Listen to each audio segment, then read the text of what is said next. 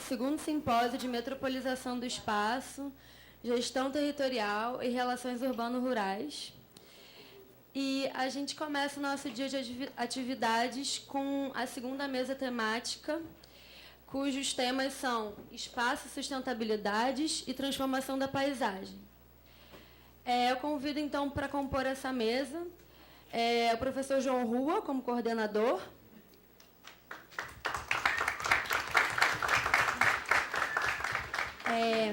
A mestranda Hélia Rickel. O mestrando Gabriel Paz. O mestrando Leonardo Martins. O mestrando Renato Cândido. O mestrando Giliar Soares.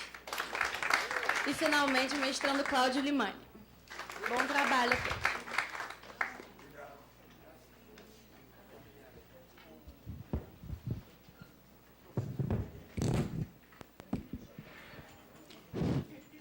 Bom dia a todos. Sejam bem-vindos mais um dia para o nosso trabalho e temos o prazer de dar continuidade a esse caminho que nós trilhamos juntamente com nossos mestrandos para mostrar a pré-qualificação deles. É assim, o caráter tem isso, um preparo inicial do trabalho deles, que tiveram um pré-projeto de ingresso no mestrado, ficaram escolhendo orientador até julho, e de julho para cá já fizeram alguma coisa. Então, a primeira, digamos assim, a primeira arrumação do trabalho que precede a qualificação que vai ser feita em abril de 2015.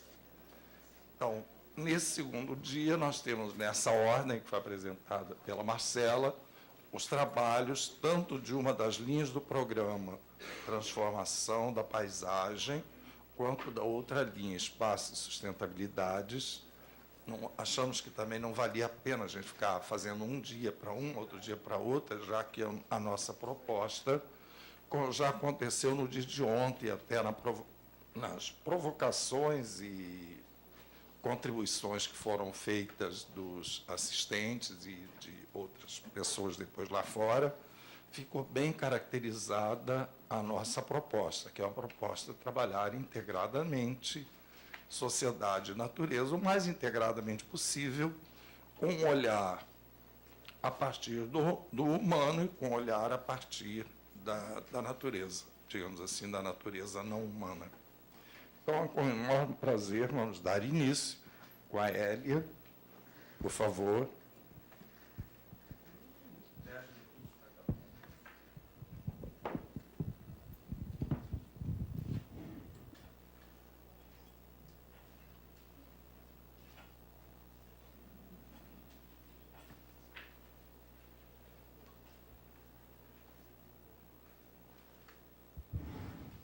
Bom dia, meu nome é Hélia Rickel e meu orientador é o professor Felipe, e hoje vou falar sobre minha proposta de pesquisa. Aqui, essa foto é uma foto do Rio Rainha, e eu tirei essa foto aqui na PUC, e vou falar sobre isso mais tarde. Aqui é minha visão geral. Vou começar com uma introdução, depois vou falar sobre objetivos, os fundamentos, minha metodologia, e vou fechar com um cronograma. Também essa foto é uma foto de uma vista do Rio de Janeiro. Você pode ver a lagoa e também Ipanema, um pouquinho de Copacabana e um pouquinho de Leblon. Vou falar sobre isso mais tarde quando eu estou mostrando o mapa com a elevação do Rio de Janeiro. Para minha introdução, eu me formei na Academia da Força Aérea em 2003. Recebi um mestrado em Política Pública em 2005 e também outro mestrado em Relações Internacionais em 2010. Agora sou um major da Força Aérea e também uma piloto de carga. Meu projeto de pesquisa, vou falar sobre o Rio Rainha. O Rio Rainha é meu estudo de caso. Eu escolhi o Rio Rainha porque, como você viu, o Rio Rainha passa aqui na Gávea, na PUC, e também vai para o mar. E o nível de poluição está aumentando. E por isso é muito interessante para mim o nível de poluição para estudar isso. Meu objetivo: desenvolver uma metodologia para avaliar as alterações nos rios urbanos ao longo do tempo. Essa metodologia irá incluir métodos quantitativos e qualitativos, examinando as séries históricas envolvendo as imagens de satélite, os níveis de poluição e testemunhos pessoais de como a paisagem mudou. Esta metodologia será usada como uma ferramenta para entender melhor rios urbanos, mais especificamente o Rio Rainha na Gávea, Rio de Janeiro.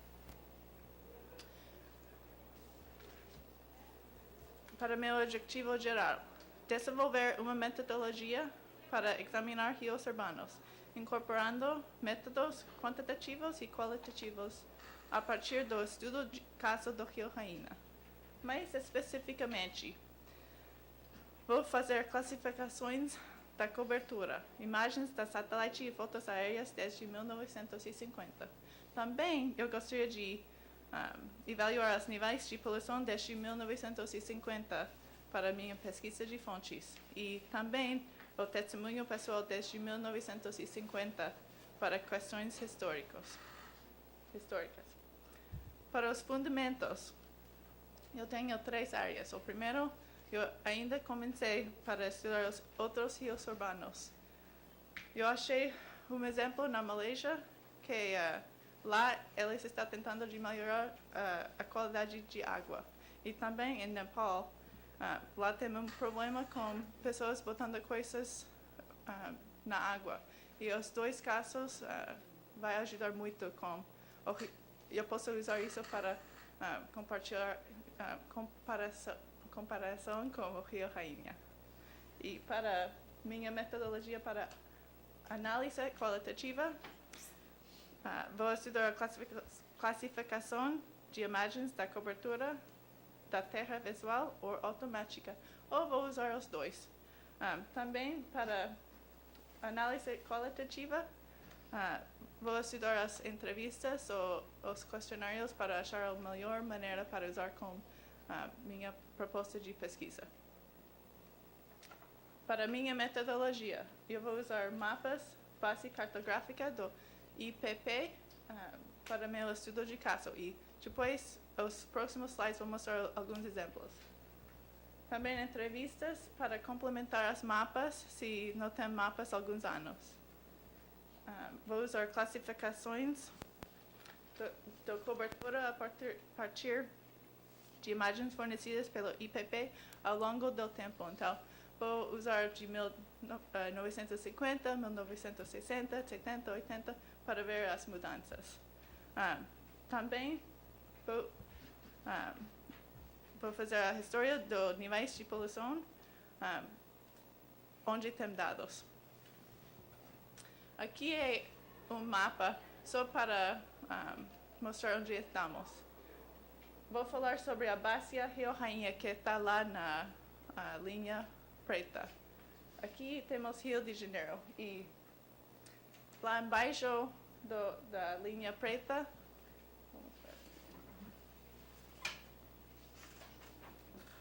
aqui temos a praia Leblon, Ipanema e aqui Copacabana e aqui é Galeão. E agora você vai ver, isso é a mesma linha preta que você viu antes. Isso é a bacia do Rio Rainha. E com o início, quando eu falei, você tem uma vista da lagoa, agora você pode ver a elevação aqui que temos, que é um pouquinho difícil. Então, a linha azul é o Rio Rainha e a linha vermelha são favelas aqui. E você pode ver que temos, quando você vai quando você viu a foto que eu mostrei antes, tem uma boa vista, porque você está muito alta na cidade. Aqui é a mesma linha preta, e você pode ver a bacia do Rio Rainha. Também é a mesma linha azul, é o Rio Rainha, e também as favelas. Só para ver a área que temos aqui. Esse mapa é a cobertura bacia do Rio Rainha em 2010. Eu vou usar esse mapa muito, porque aqui você pode ver o rio, as favelas, e também a área em rosa, você pode ver o crescimento da área urbana. Então, isso eu acho que vai ser muito interessante para ver a mudança depois de muitos anos. E para fechar aqui, eu tenho minha cronograma. Agora vou estudar mais ArcGIS, porque esses mapas serão muito interessante para ver para minha proposta de pesquisa. E também vou fazer uma revisão de literatura, levantar dados geográficos, e o ano que vem, em abril, temos a qualificação. Depois disso, vou classificar as imagens, definir as questões e aplicar as entrevistas, e depois disso escrever, fazer mais revisões, e vou fechar o ano que vem porque preciso voltar para os Estados Unidos da Força Aérea. Não posso ficar aqui mais. Obrigada. Bom, obrigado, Hélia. Só queria dizer uma coisa. A Hélia, além de tudo, ela, neste semestre, ela já fez a primeira grande dissertação e a mais importante de todas. Ela foi mãe há 2 meses já tem 2 meses. Apesar da gravidez e de ter tido um filho, primeiro do casal, que já teve uma menina antes, ela está aí dando conta do recado bravamente. É isso que acho que nos interessa. Sem dúvida alguma. Então tá, agora, Gabriel.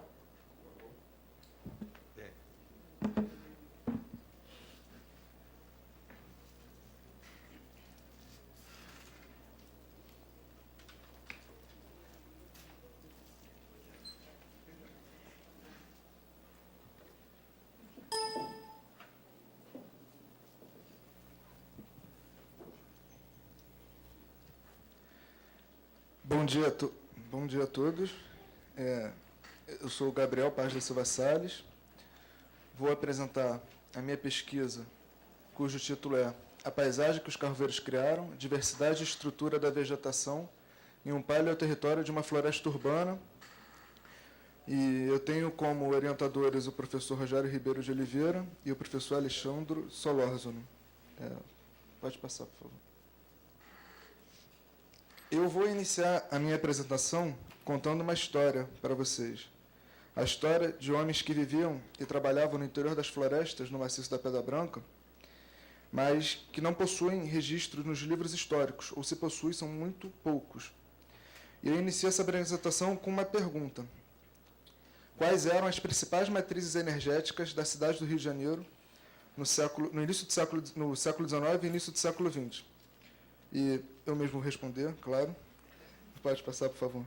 As principais matrizes eram a lenha, mais um, por favor, e o carvão. Pode passar.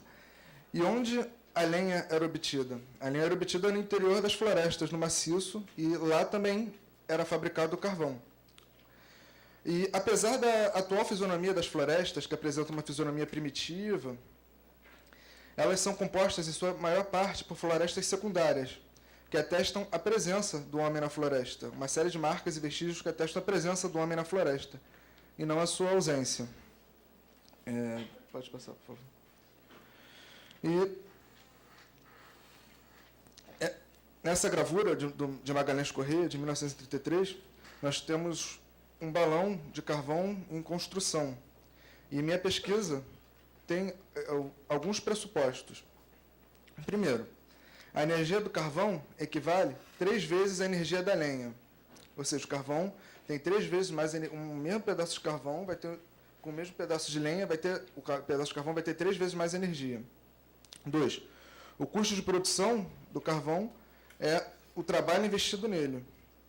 É um trabalho não sazonal, ou seja, é um trabalho que poderia ser realizado durante todo o ano, quando estivesse chovendo, não desse para acender o balão de carvão, poderia fazer o corte da floresta. E era feito em terras inaproveitáveis e inacessíveis, né? Ou de difícil acesso. Pode passar. Nesse esquema, nós temos o balão de carvão como ele se situava na encosta. Podemos reparar que tinha que ser feito um corte na encosta para que o balão pudesse ser construído. E quando eu me refiro à carvoaria, eu estou me referindo a isso. São vestígios de antigas carvoarias. Porque hoje a floresta voltou e só encontramos isso. E aí vocês podem estar se perguntando, e como você sabe que é uma carvoaria? Isso, é só um pedaço da floresta. É uma carvoaria porque é caracterizada pelo solo aplainado e por solo negro, com fragmentos de carvão. E neste mapa... alguns pressupostos. Outros pressupostos. Muito provavelmente era um trabalho semiclandestino, era feito por ex-escravos a partir de 1888, ou escravos fugidos, né? As ferramentas e as técnicas eram extremamente rudimentares e escassas. Eles não tinham uma abundância de ferramentas. E terceiro, o volume de carvão produzido e, consequentemente, de energia que era fornecida à cidade era muito elevado.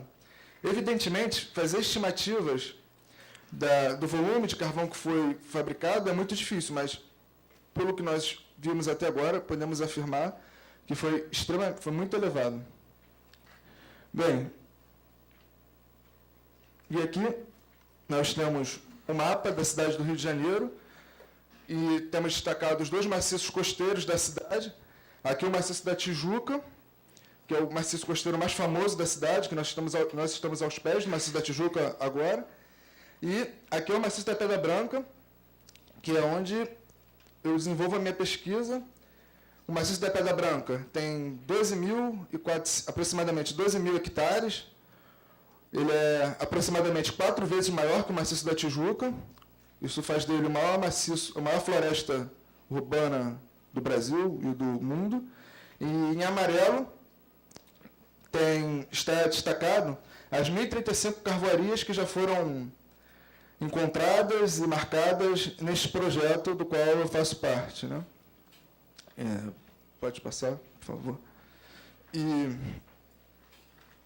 aí vocês podem estar imaginando qual foi a paisagem produzida, porque, afinal, são 1.035 carvoarias que nós encontramos até agora, mas se continuarmos buscando, vamos encontrar mais, com toda certeza. A paisagem produzida é essa. A porcentagem de carvoarias que encontra atualmente com floresta é de 97,5%. E a que se encontra com capim, só 2%. Então, algumas questões vieram à tona, né? Pelo menos para mim, por isso que eu estou desenvolvendo essa dissertação. Por exemplo, por que a floresta voltou? Como ela voltou? Ela voltou sendo como ela já foi um dia? Entre as carvoarias, ela voltou igual ou diferente? Ela apresenta semelhanças, diferenças entre as próprias carvoarias da floresta? E é isso que eu pretendo responder. E, para isso, já comecei meu trabalho, estão sendo analisadas e comparadas a estrutura e a diversidade da vegetação de 3 carvoarias diferentes. Pode passar, por favor.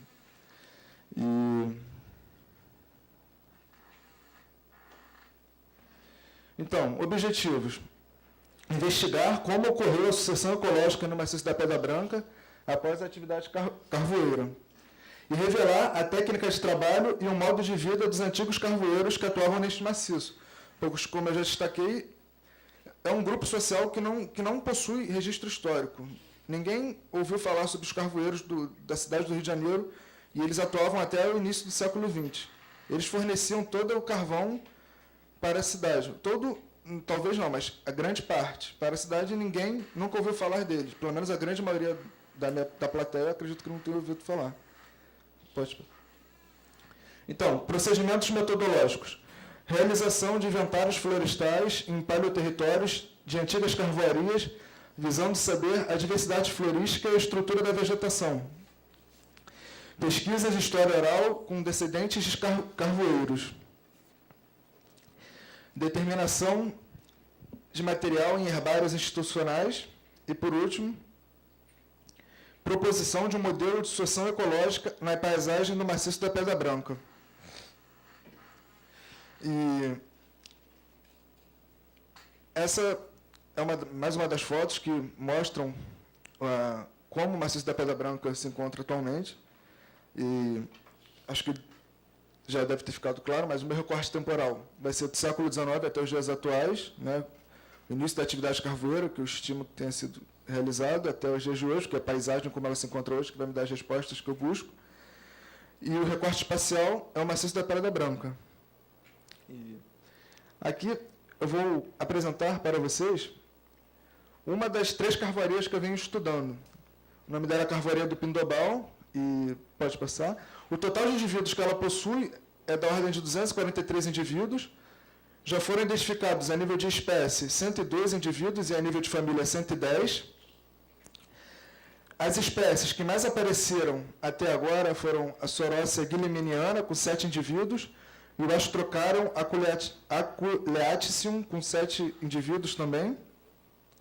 As famílias que mais apareceram foram a Arecácea, com 16 indivíduos, a Myrtácea, com 13 indivíduos, e a Laurácea, com 12 indivíduos, e a área basal foi de... A área basal é um estudo bastante significativo, pois ela acaba sendo uma medida indireta da biomassa daquele trecho da floresta. E sendo da ordem de 46 metros quadrados por hectare, o que, na média, é uma média elevada, ela mostra que houve uma recuperação florestal bastante significativa, pelo menos nesta carvoaria. E pode passar? Era isso que eu queria apresentar para vocês. Muito obrigado pela atenção.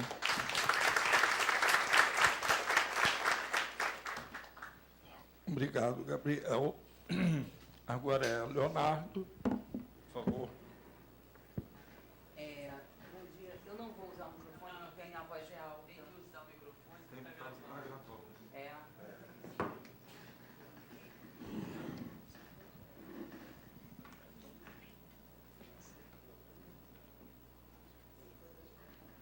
Bom dia a todos, prazer. Eu sou mestrando aqui do Departamento de Geografia da PUC-Rio. Meu nome é Leonardo Martins. O meu projeto de pesquisa, de dissertação, se pauta na educação ambiental e na sustentabilidade, uma perspectiva no ensino da geografia. Meu orientador é o professor Augusto César. Bom, a princípio eu pretendia fazer uma apresentação onde eu posso ser breve, mas na verdade dar conta de mostrar para vocês a escolha do tema, os objetivos principais do meu trabalho, a metodologia, que na verdade eu não inseri nos slides, mas eu pauto ao longo do trabalho, e a discussão bibliográfica, né? Ou seja, os principais autores que vão dialogar com a minha pesquisa. Bom, a princípio eu começo com as inquietações a partir da prática docente. Bom, eu fui graduando aqui da PUC-Rio, do departamento, e eu pude ter o meu primeiro contato, indiretamente, com a licenciatura a partir do departamento, ou seja, fazendo as disciplinas de estágio supervisionado e ensino de geografia. Isso me fez me encantar ainda mais pelo ensino de geografia e me fez abrir meus horizontes, né, acerca da licenciatura e do ensino. Então, as próprias leituras, né, e a revisão bibliográfica acerca dos autores que trabalham na geografia e também no ensino, né, as questões sociais e ambientais, enriqueceram muito o meu conhecimento, né? Então, a partir daí, eu concluí minha graduação e fui para o magistério. Comecei a exercer a minha profissão de professor. E quando eu entrei no magistério, aproximadamente 2 anos atrás, lecionando, algumas questões começaram a brotar, digamos, né? E dentre elas, né, foi o crescimento dos discursos ambientais no ensino da geografia. Essa é uma questão que, na verdade, não foi o meu trabalho de graduação. Na verdade, essas inquietações me vieram a partir de uma prática docente em sala de aula, né? E eu pude perceber que os próprios livros didáticos não têm uma abordagem muito rica nas questões atuais, pertinente a uma crise ambiental que é decorrente de uma crise social.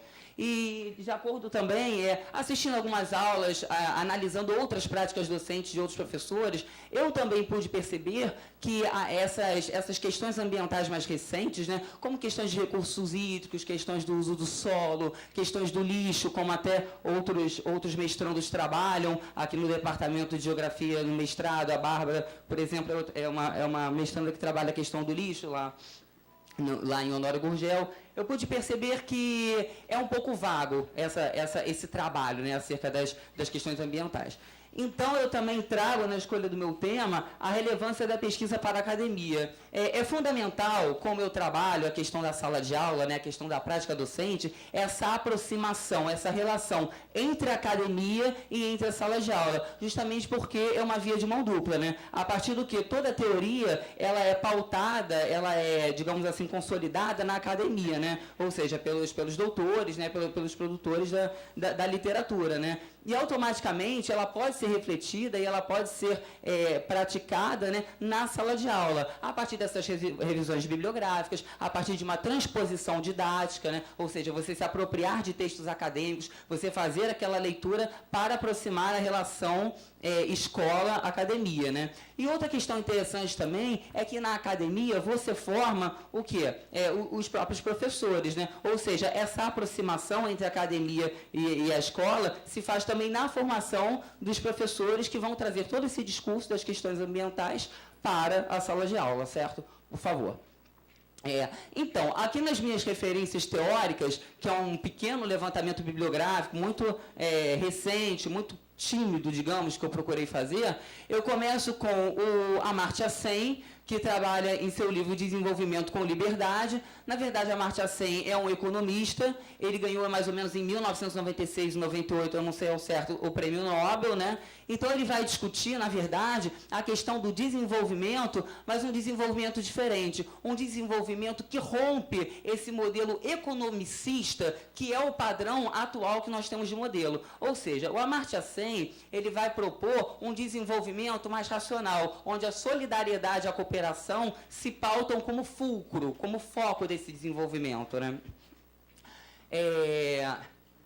Amartya Sen faz algumas propostas de como esse desenvolvimento pode vir a ser consolidado, né? Como caminhar para esse desenvolvimento. Então, ele fala, começando pela erradicação da pobreza e da miséria, pela questão da liberdade dos indivíduos, né? Ele fala muito essa questão da liberdade. Ele trabalha também a questão do fim de governos autoritários, né? Onde a própria população, tanto em escala local quanto em escala global, tem a sua autonomia, né? Tanto em discursos, quanto em práticas, quanto em ações, certo? Sachs, na verdade, Ignacio Sachs, o trabalho dos caminhos para o desenvolvimento sustentável e as estratégias de transição para o século XXI. Sachs é um autor que também nos enriquece muito. Na verdade, o meu despertar de usar o Sachs foi a partir do livro do departamento, organizado pelos nossos professores aqui do departamento, que trabalha a perspectiva multiescalar da sustentabilidade. Ele vem com o quê? Ele vem com a proposta da sustentabilidade sociais, econômicas, políticas, culturais e também em nível espacial. Ou seja, se nós formos analisar a leitura de Sachs, elas se complementam, todas essas multiescalaridades da sustentabilidade. Tanto no social, que ele fala das práticas, da redução das desigualdades, que se fazem pauta principal para nós podermos pensar numa sociedade mais equitativa, né? Na questão econômica, ele fala dos recursos, que dialoga muito com a questão ecológica também. Ou seja, o que ele pauta? Essa questão... a questão do uso dos recursos naturais, né? Como eles devem ser feitos, né? Como eles podem ser menos impactantes para o meio ambiente e para a sociedade, né?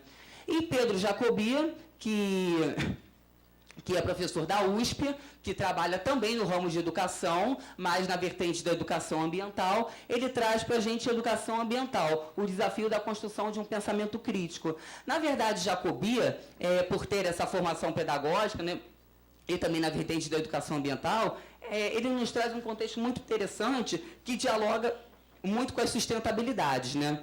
Ele faz a proposta que a educação ambiental, ela dialoga com os saberes, né? Ou seja, a educação ambiental, ela não pode ser analisada, ela não pode ser vista apenas no cunho de uma disciplina ou apenas num cunho vertical. Não, na verdade, ela deve ser uma proposta transdisciplinar ou talvez, né, essa proposta, né, multidisciplinar, transdisciplinar, onde você dialogue com diversas áreas dos saberes, tanto a biologia, quanto a geografia, quanto a história, né? E esse trabalho da educação ambiental, ele deve ser fundamentalmente pautado em sala de aula, né? Com os devidos saberes e as questões, né?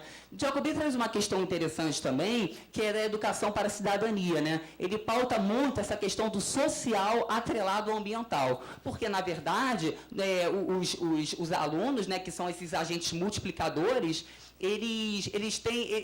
o nosso dever como professor é formar o quê? Cidadãos críticos, né? E esses alunos, como agentes multiplicadores e como também práticas, né, dessa educação ambiental, eles vão ser um integrante fundamental, né, nessa perspectiva, né?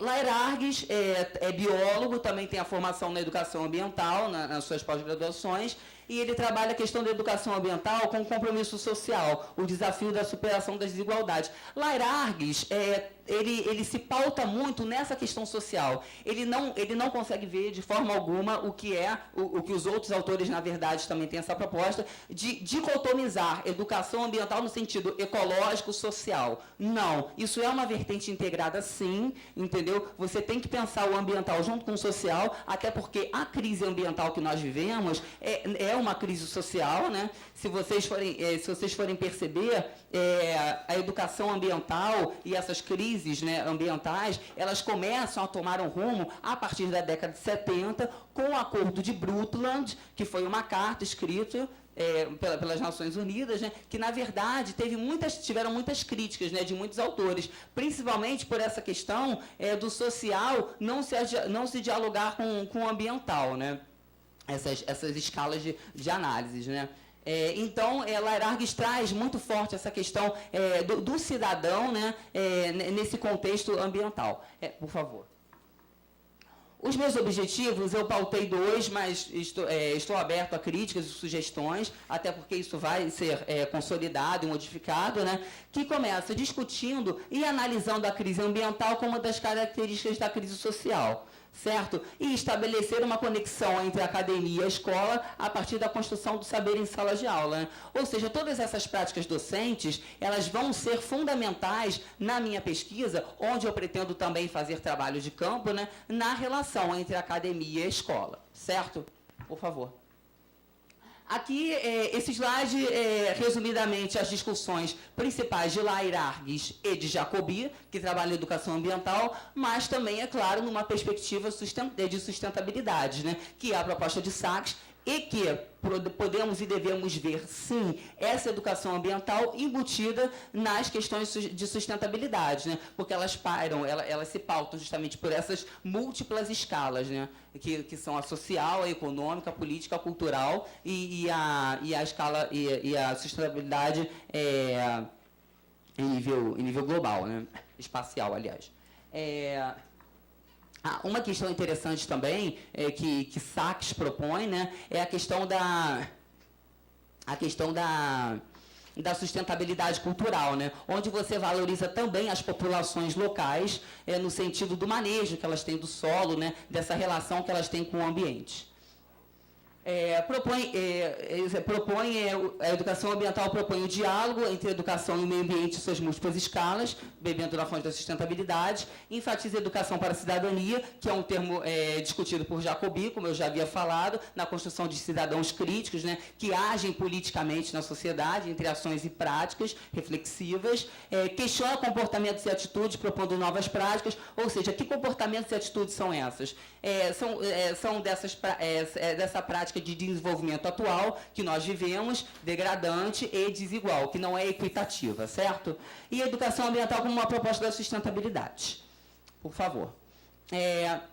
Aqui está o meu cronograma de atividade, mas antes, só uma ressalva que eu esqueci de colocar no meu slide, que é a questão da minha metodologia. A minha metodologia se pauta a partir da revisão bibliográfica sobre esses autores e demais autores.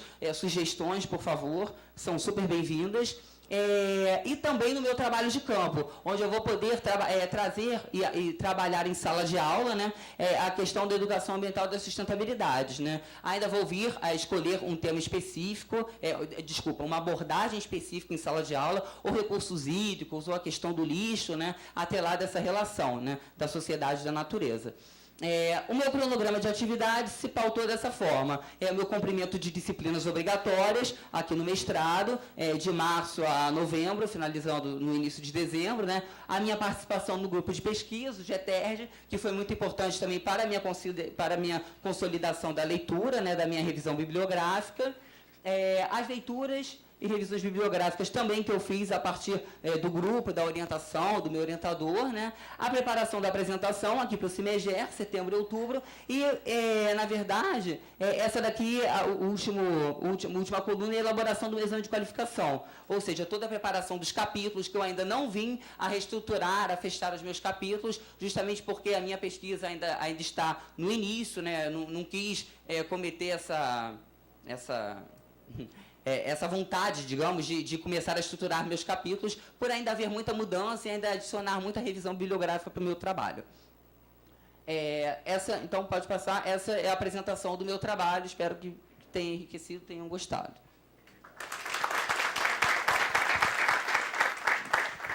Obrigado, Leonardo. Por favor, Renato.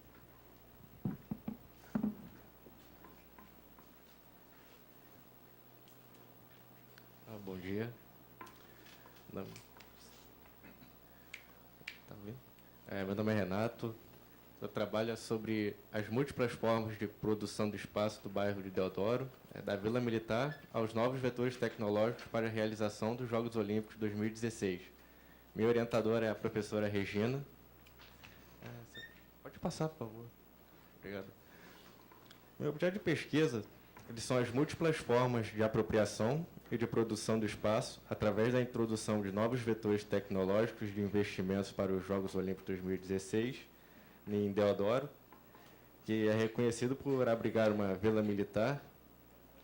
Que qualquer análise que fizer sobre Deodoro, a gente tem que levar em consideração a vila, que ela ocupa um espaço muito grande do bairro. Assim, essas intervenções no bairro, proporcionadas pelo poder público em virtude dos jogos, que vai se dar principalmente pela construção das vias expressas do BRT e do Centro Olímpico, que vai ser sede de várias modalidades esportivas. Além disso, deve levar em consideração que o bairro vai se transformar em importante entroncamento de ligação entre os BRTs Transolímpicos, que já está até em funcionamento, o BRT Transbrasil, que ainda está em fase de licitação, a gente não sabe nem se vai acontecer mesmo, e a da Supervia, que é uma importante ligação ferroviária que liga o centro da cidade aos bairros do subúrbio e da Baixada Fluminense. Só para falar um pouquinho da vila, a construção dela está inserida dentro de um projeto militar que iniciou em 1908 com Hermes, que o objetivo era focar na modernização do Exército Brasileiro. E, com o decorrer dos anos, até a própria vila foi sofrendo modificações, tanto na estrutura dos quartéis, como em virtude de questões exteriores, a própria atividade militar, como, por exemplo, em 2007, onde foi construído ali o Complexo Esportivo de Deodoro, para a realização do Pan-Americano. Assim, a gente vê ali no bairro formas distintas de concepção do espaço. A gente vê um passado, presente e futuro conduzido por uma lógica de uso militar, com foco na vila, e uma lógica voltada ao presente e futuro, focada nas diretrizes do COI, junto com a construção dos BRTs, focada na circulação de pessoas durante os jogos. A questão que levou a essa pesquisa foi que era um desdobramento uma pesquisa anterior que eu tinha feito na graduação, que foi sobre a Vila Militar, mas focada apenas na ocupação e no desenvolvimento dela, partindo de 1908 até 1945. Foi um trabalho que eu fiz com o professor Nelson, que estudava os espaços militares. E indo a campo, eu percebi que as pessoas, ao entrar nesse espaço da vila, elas mudavam de comportamento. Tipo, elas entravam, principalmente via muito com alunos, vindo de trem. Eles entravam uma algazarra, conversando, eles desciam na estação da Vila Militar e eles mudavam. Eles mudavam a postura corporal, falavam mais baixo, tipo, que meio que assim, eu conseguia ver como o espaço oprimia aquelas pessoas ali. Não sei se ficou bem claro isso. Aí foi isso que eu me questionei, tipo, com essas mudanças ali, como vai se dar essa relação das pessoas com aquele espaço? É que vai continuar mesmo? Vai mudar? Aí isso que ficou martelando, aí eu resolvi, a partir desse ponto, desse questionamento, a pesquisa. Assim, os meus objetivos, eu botei só esses aqui, mas se alguém quiser acrescentar algo, por favor, que é analisar os impactos dessas intervenções no cotidiano das pessoas que ali vivem, tipo no comércio e tal, porque é um bairro com uma pouquíssima densidade populacional, de acordo com o censo 2010, dava 10 mil a quase 11 mil pessoas.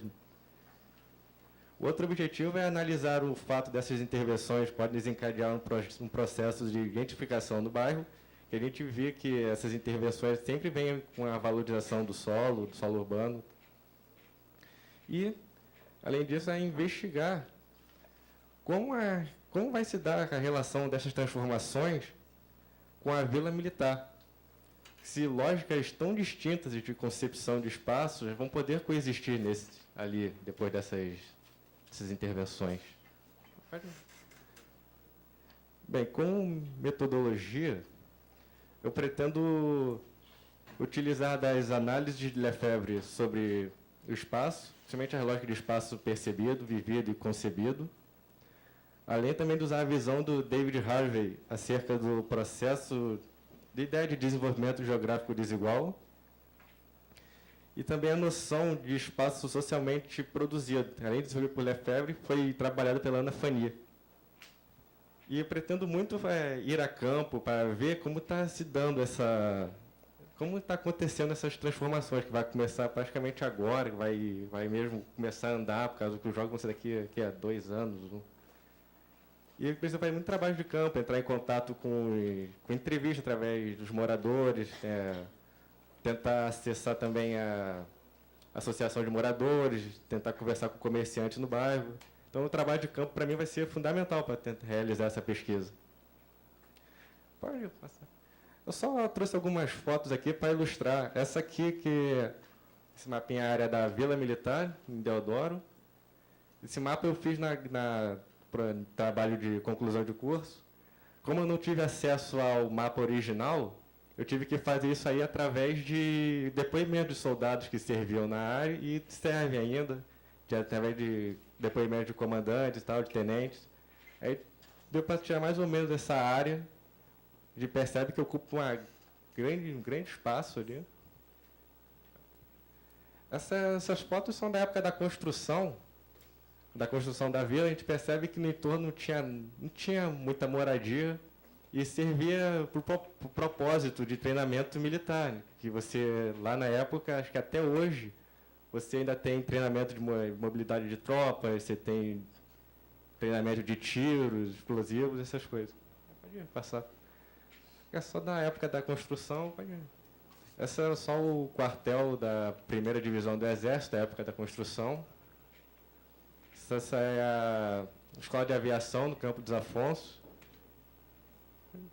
Essas são só algumas fotos que eu tirei da minha pesquisa, mostrando só os quartéis da área da vila. Esse é o Batalhão Escola de Comunicações. Esse é o Regimento Andrade. Pode ir passando. Esse aqui é o Regimento Havaí também. Essa é a Escola de Aperfeiçoamento de Oficiais, talvez seja a escola mais importante ali na vila, que vem pessoas do Brasil inteiro ali. Isso aqui é só a entrada da vila ali. É o Regimento de Escola de Infantaria. E essa aqui que eu acho que achei legal Foi só para mostrar como está sendo essa transformação ali. Esse aqui foi feito em 2010, por conta dos Jogos Militares, que foi realizado em 2011. Essa aqui eu achei importante. Isso aqui são as modificações agora do projeto para o Parque, a Vila Olímpica. A gente vê que isso vai sofrer muitas mudanças ali. Não sei se vocês se lembram, na primeira foto que eu mostrei da vila, vai ficar ali parte de cima, vão ser construídos ali o Parque Olímpico de Mountain Bike, o Estádio Olímpico de Canoagem e o Estádio de BMX, bem naquela parte verde ali, o campão. Pode ir. Pode voltar rapidinho. Volta um pouquinho rapidinho. Obrigado. Só para aqui se mostrar onde vai passar o trajeto do BRT. Vocês estão vendo aqui vermelhinho aqui. Vai ser o BRT Transolímpico. Vai passar por toda a extensão da vila aqui. E vai se encontrar aqui no finalzinho com o BRT Transbrasil. Quer dizer, em teoria vai se encontrar. E aqui é só no geral, em que está inserida essas modificações que... Está acabando, João. Só onde está inserida essas modificações. Não dá para falar só de Deodoro, ignorando todo esse processo que está acontecendo no Rio de Janeiro. E acho que é só. Obrigado, gente. Obrigado pela paciência.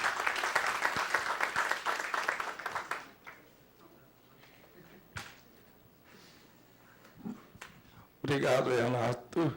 Parabéns. Giliar, por favor. Bom dia a todos. Meu nome é Giliar Damásio Soares. Eu sou geógrafo formado pela UERJ Duque de Caxias e mestrando aqui do curso de Geografia da PUC. Meu orientador é o professor Álvaro Ferreira. A minha pesquisa, na verdade, por eu não ter conseguido algumas respostas na minha monografia, no meu trabalho de conclusão de curso, essas inquietações continuaram, então resolvi dar prosseguimento para tentar respondê-las ou não. O tema do meu trabalho é a reprodução do espaço na cidade, da atual segregação da vida urbana imposta pela dominação do espaço para uma possível apropriação do espaço.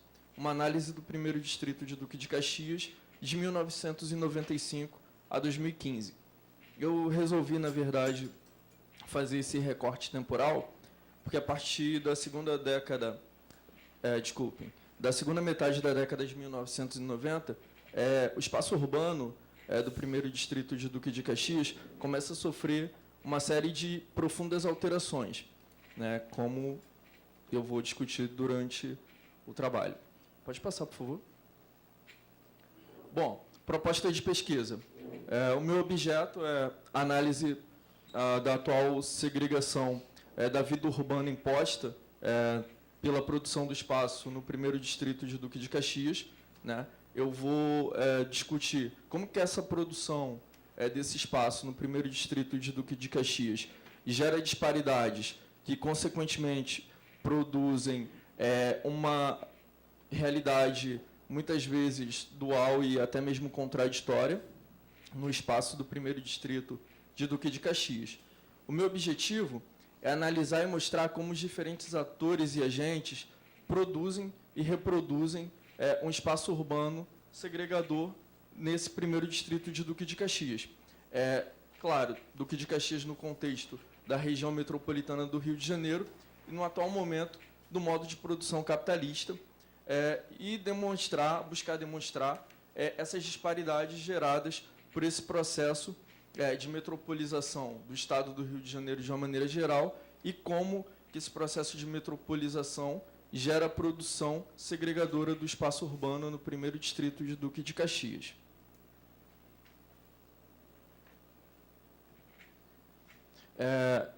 Eu busquei, na verdade, estruturar, fazer uma primeira estruturação dos capítulos da dissertação, né, uma ideia que eu tenho para trabalhar em cada capítulo. No primeiro capítulo, eu vou buscar discutir a produção do espaço. Como que a produção do espaço, a produção do espaço surge como condição, meio e produto da existência humana. o ato de viver é o ato de produzir e reproduzir o espaço. Como que, ao longo do processo histórico, essa condição de vida humana se torna, na verdade, um meio de reprodução das relações sociais desiguais. Pelo menos é esse o objetivo que eu tenho, né? E aí eu coloquei os tópicos que eu pretendo discutir nesse primeiro capítulo, né?